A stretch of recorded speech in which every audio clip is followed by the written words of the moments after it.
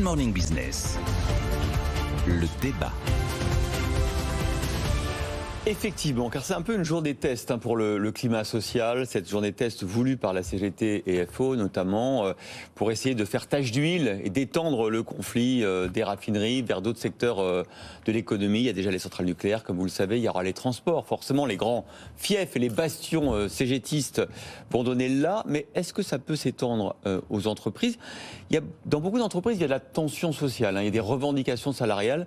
On pose la question, met les pieds dans le plat, est-ce que ces revendications salariales sont légitimes ou pas ? Nicolas Dos, je crois que vous n'avez pas le même avis. On commence par Nicolas. Bien sûr qu'elles sont légitimes. Quand vous êtes un salarié dans une entreprise, que vous constatez que vous avez une hausse des prix, alors qu'on appelle ça de l'inflation au sens académique de l'économie, vous avez une hausse des prix qui, attention, la moyenne qui sert de référence pour cette hausse des prix, c'est 5,3% en 2022. C'est pas le dernier chiffre du mois dernier qui est à 5,9%.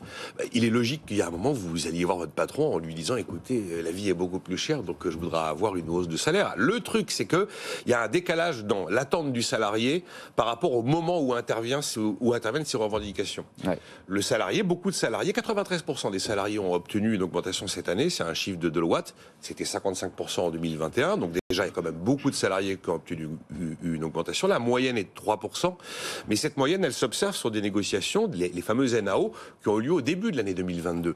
Et à l'époque, quand ces négociations se tiennent, on imagine que l'inflation va avoisiner les 4%, être un peu en dessous de 4%.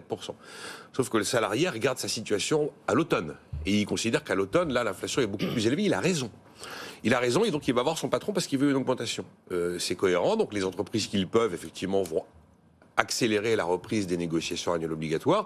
C'est le cas, par exemple, chez Total. Les entreprises qui le peuvent vont accorder de belles augmentations. C'est le cas principalement des grandes entreprises.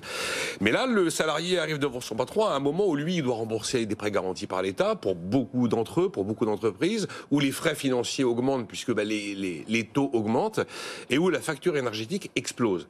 Et donc, on est devant une revendication qui est légitime, mais avec une situation d'entreprise de trésorerie d'entreprise qui s'est considérablement tendue. Je viens de voir là ce chiffre du cabinet Altares sur les défaillances d'entreprise au troisième trimestre. Oui. La hausse est de 69%. Ouais. On n'a jamais vu une hausse pareille depuis 25 ans. Donc je vous réponds, oui, c'est légitime d'avoir une revendication salariale, mais elles arrivent à un moment où les entreprises, pour beaucoup d'entre elles, sont dans une situation très très compliquée pour y répondre. Celles qui pourront y répondre sont celles qui peuvent augmenter leurs prix, mais toutes ne peuvent pas. Jean-Marc Daniel, c'est juste une question de mauvais timing, fallait demander avant, maintenant c'est trop tard ?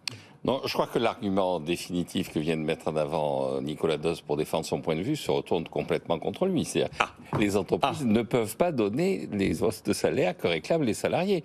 Au moment des campagnes électorales, à chaque fois, on nous dit on va augmenter. Alors c'est toujours l'escalade. On va porter le SMIC à 3 000, 4 000, 5 000 euros. Bon. Le salaire, c'est la rémunération d'un travail. Et donc, on ne peut donner des salaires, on ne peut rémunérer des gens que sur la base de la production et de l'efficacité économique qui est en regard. C'est un des principes simples, je rappelle toujours. Oui, mais c'est un principe économique, mais les salariés en face, eux, leur salaire leur servent à vivre et à acheter des produits. J'entends bien, mais en ce moment, il y a une ponction qui est réalisée sur le pouvoir d'achat par l'inflation importée, c'est-à-dire il y a une partie de notre revenu, de notre production, qui est récupérée par l'extérieur. Donc, ou bien on compense ça de façon légitime, c'est-à-dire en augmentant la production, c'est-à-dire on remet à niveau la production de façon à ce que la ponction soit effacée, ou bien on prend cette augmentation de salaire à quelqu'un d'autre qui sera en pratique la génération future. C'est-à-dire que... Vous êtes pour le travailler plus pour gagner plus, vous, hein ? Exactement, c'est assez simple. C'est-à-dire que... Il y a des entreprises qui ont dit oui quand même. Jean-Marc Stellantis a annoncé hier 7%, Total 7%. Oui, elle a dit oui, c'est-à-dire que concrètement, le pouvoir d'achat qui a été pris, qui va être donné, est pris encore une fois sur l'investissement, donc sur le pouvoir d'achat de demain. Il faut quand même avoir conscience que le PIB de 2022 sera supérieur à celui de 2019 de 0,8%.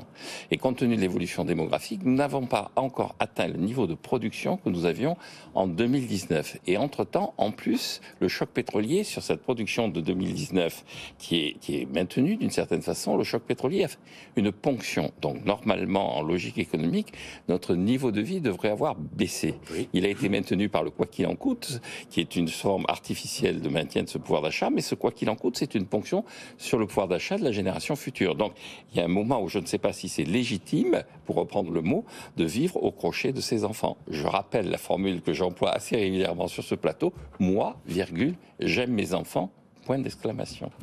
Voilà. Il a raison, Jean-Marc, mais le problème, c'est que la logique économique, je ne suis pas sûr qu'elle soit dans tous les esprits des gens qui sont aujourd'hui à l'arrêt. On peut réécouter pourtant cette chronique et ce débat sur les podcasts et les replays de BFM Business. Voilà, peut-être c'est le replay du jour, Jean-Marc. J'espère. Bon. Allez, merci à tous les deux.